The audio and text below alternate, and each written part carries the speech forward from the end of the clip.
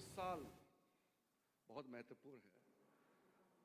संविधान हमारे पास इस रूप में आए 1949 26 नवंबर को। 50 साल इस बार पूरे हो जाएंगे, बस 2 दिन बाकी है। 2 दिन के बाद जब हम संविधान दिवस मनाएंगे, मुझे लगता है कि 75 साल बाद संविधान के बारे में हम खुद भी आकलन करना और संविधान से हमारे देश को किस रूप में बनाया है और एक नागरिक होने के नाते हम संविधान को किस तरह से देखते हैं और आगे हमारा क्या विचार है।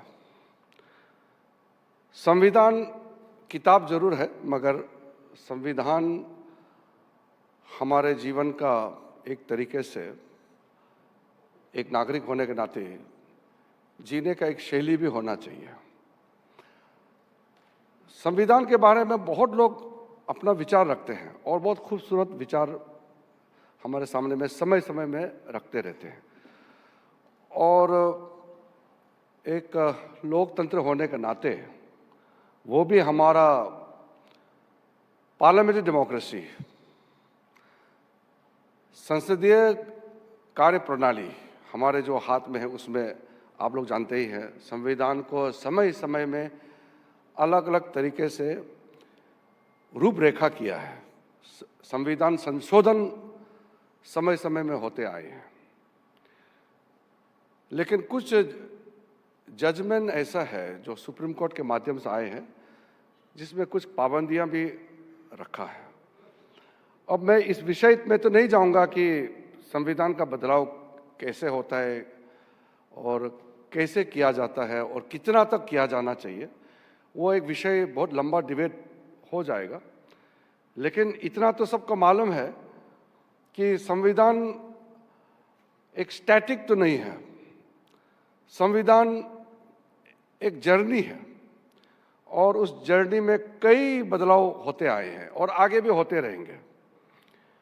कोई भी चीज़ लोकतंत्र में अस्थायी नहीं होते हैं, लेकिन कुछ मूल चीज़ हैं वो अस्थायी होते हैं।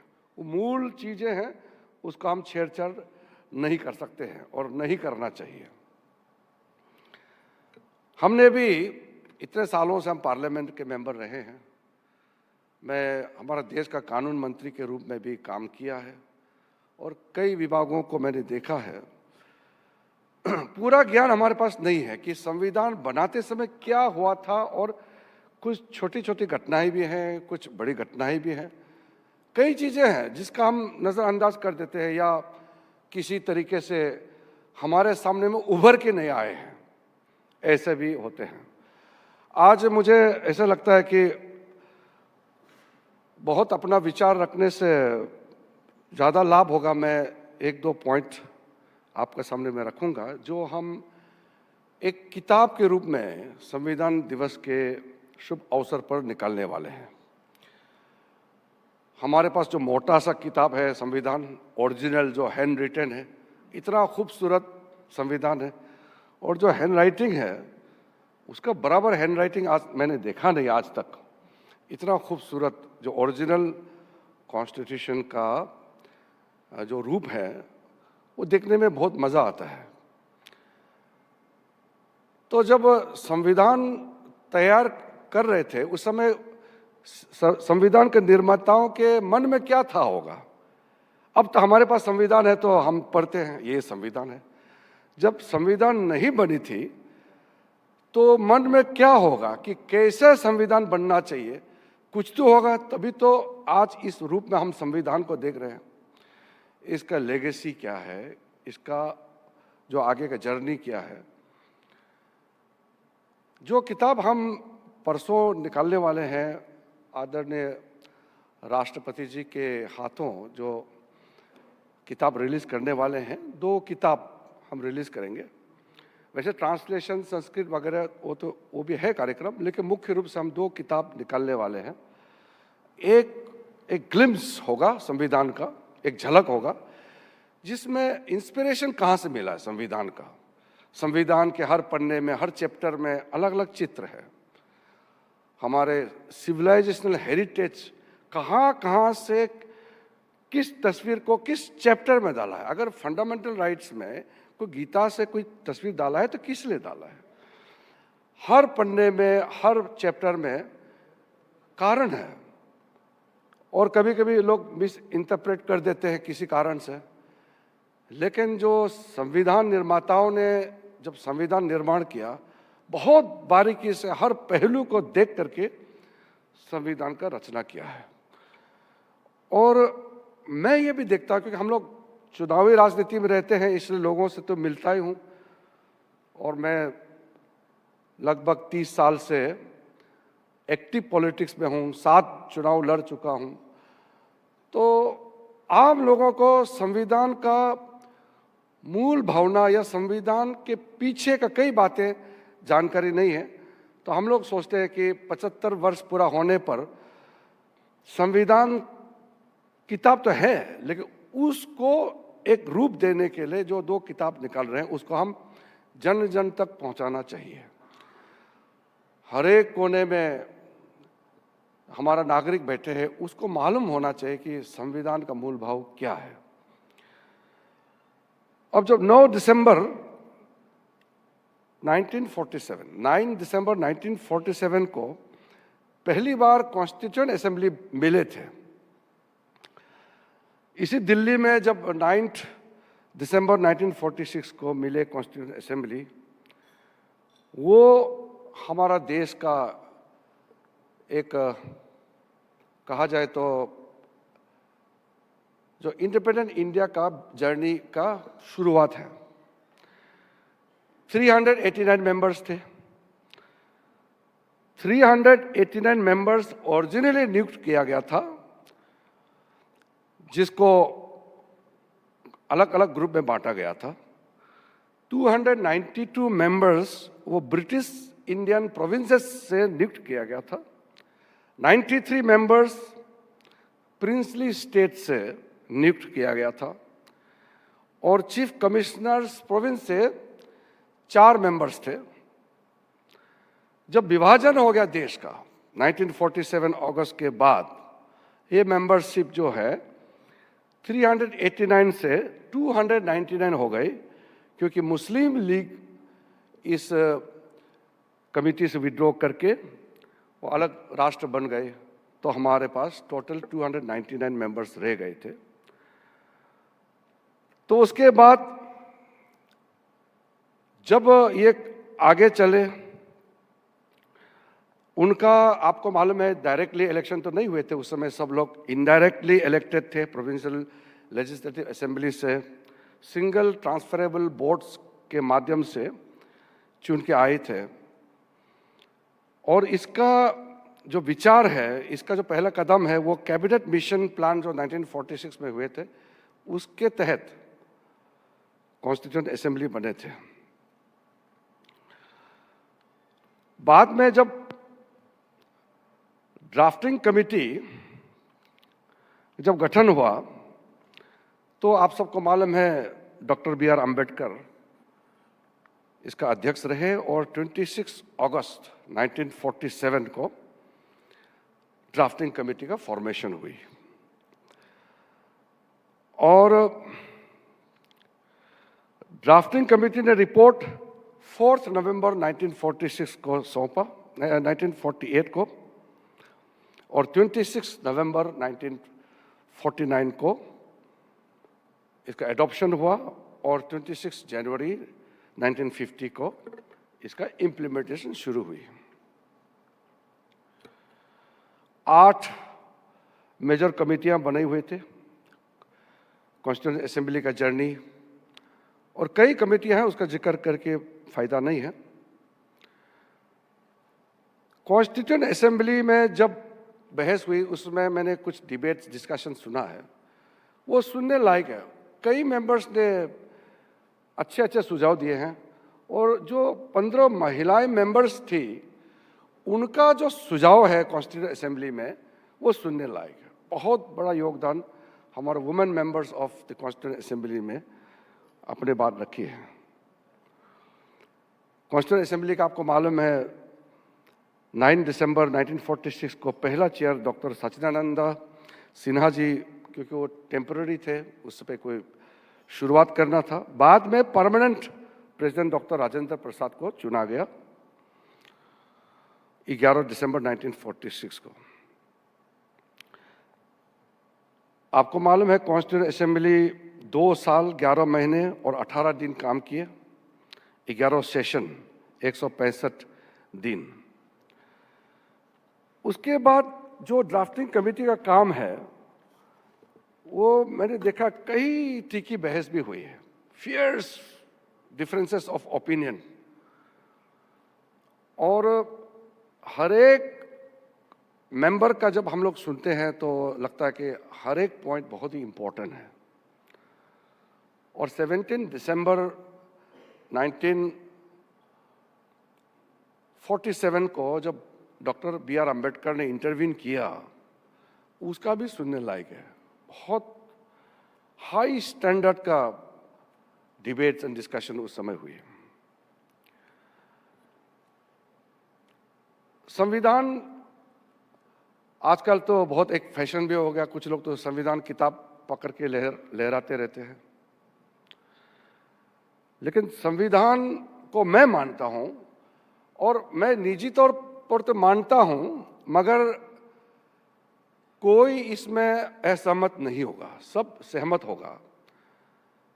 कई बदलाव किए हैं संविधान को, कई बार अमेंडमेंट किए हैं, संविधान संशोधन किए हैं, लेकिन इस देश में जब इमरजेंसी लगी हुई थी 1976 में, जब प्रिएम्बल को अमेंड किया, मैं मानता हूं संविधान का सबसे बड़ा बदलाव वो है। क्योंकि आप केशवानंद भारती केस का भी आप जिक्र कर सकते हैं। कहा कि the basic structure of the constitution, the basic feature of the constitution can not be changed. ये एक मूल बात उस संविधान पीठ ने कहा था। तो when the spirit, the features and the basic structures of the constitution cannot be changed, then we will have to go back to 1976 when the preamble itself was amended. संविधान के प्रावधानों को बदलना और नए चीज डालना ये चलते आ रहे हैं, लेकिन जब प्रिएम्बल को ही आप बदलते हैं, मैं मानता हूं कि अगर संविधान को सबसे बड़ा छेड़छाड़ किया है, या आप बहुत शुद्ध भाषा में कहेंगे तो संविधान को सबसे बड़ा हमला अगर हुआ है तो 1976 में हमारे प्रिएम्बल को बदलने का काम हुए हैं, उसको हम मान सकते हैं। उसके बाद में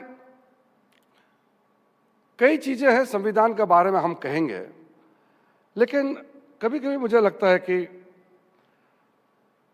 जब देश निर्माण होता है तो संविधान का जो भाव को कितना हम सम्मिलित करके निर्माण कर रहे हैं।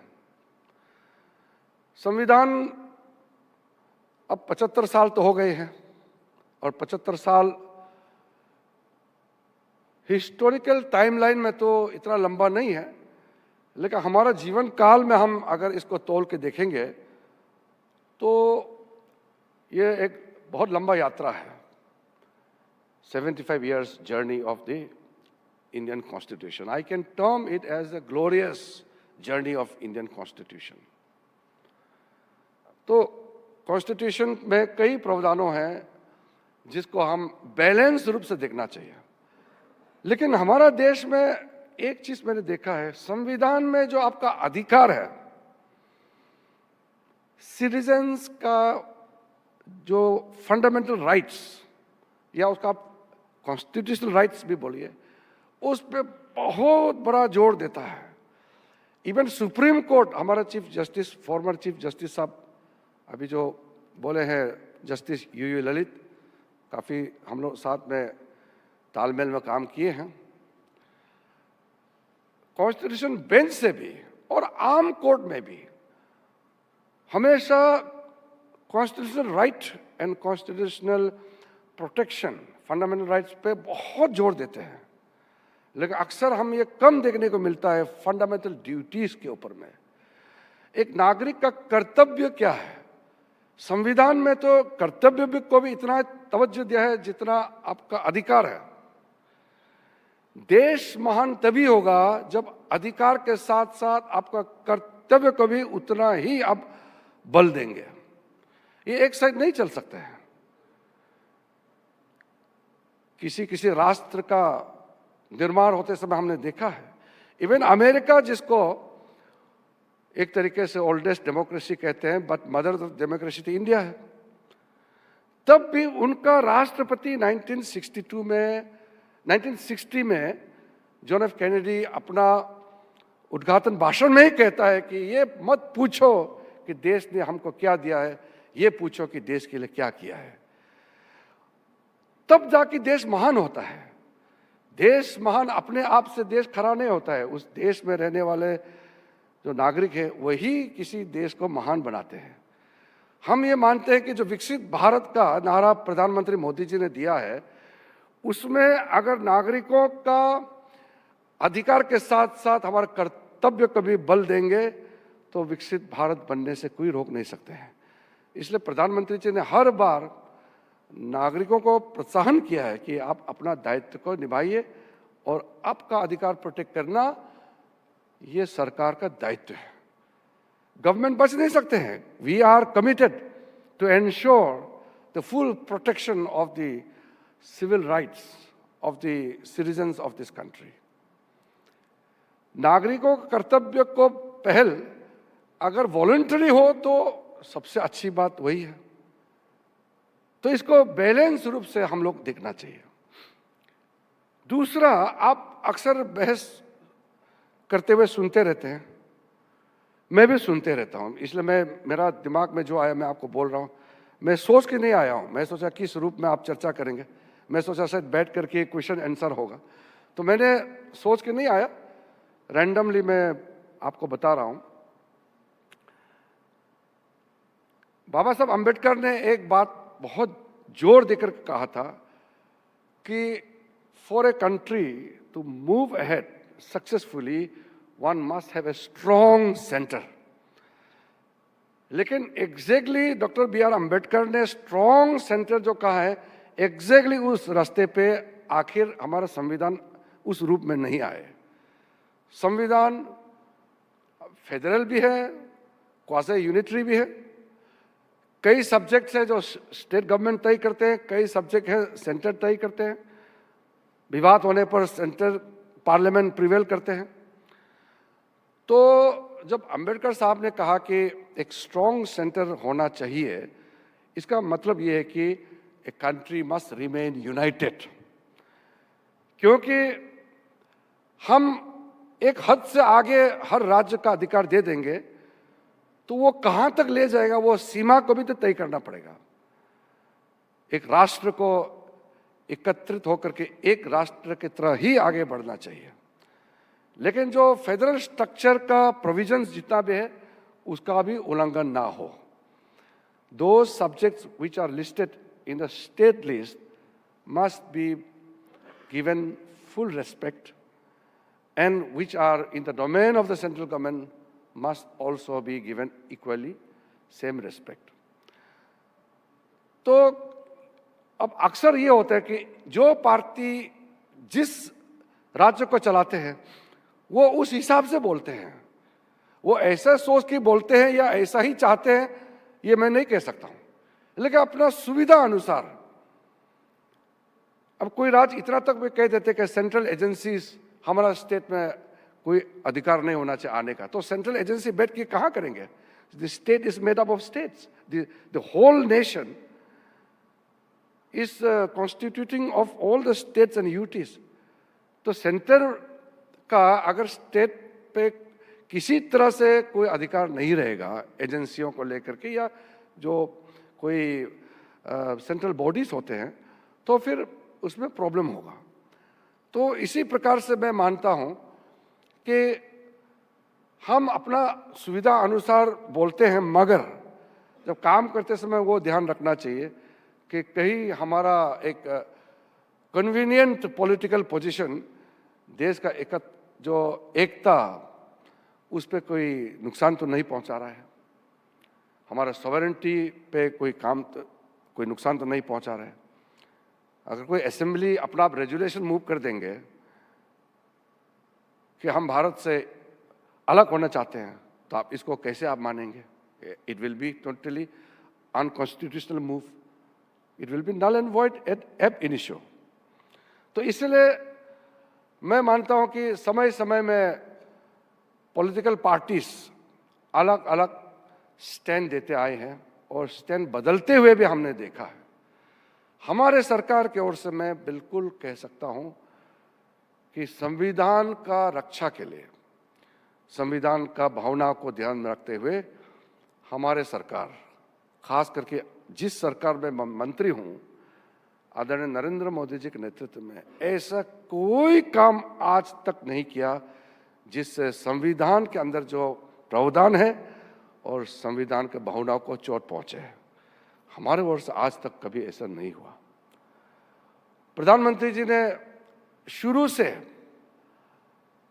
अपने काम से भी और व्यवहार से भी देश के सामने में सब कुछ बहुत साफ साफ रखा है। संसद में घुसने से पहले सर को छूते हुए, नीचे रास्ते पे जो स्टेयर्स को छूते हुए, संविधान को अपने माथे पे लगाते हुए उन्होंने अपना कार्यकाल करने का आगे काम शुरू किया। 2015 में संविधान दिवस मनाने का कार्यक्रम तो शुरू हुई, लेकिन आप सबको तो मालूम है, शायद इसमें जितने बैठे हुए हैं,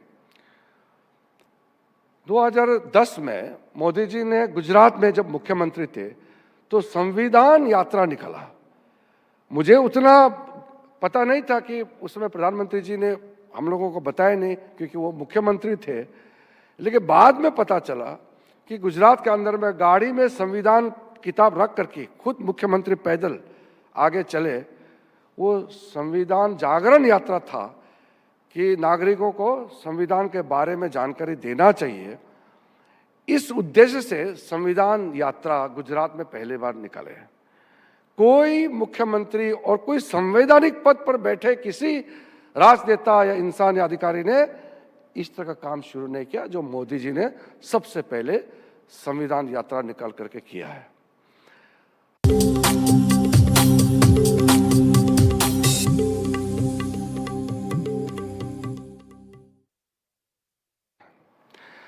मोदी जी जब प्रधानमंत्री बने तो उन्होंने वही काम को आगे बढ़ाया और कहा कि संविधान बनाए हुए इतने साल हो गए हैं, लेकिन संविधान दिवस क्यों नहीं मनाते? इसलिए 2015 में संविधान दिवस को पहली बार हमारे देश में मनाने का प्रक्रिया शुरू किया।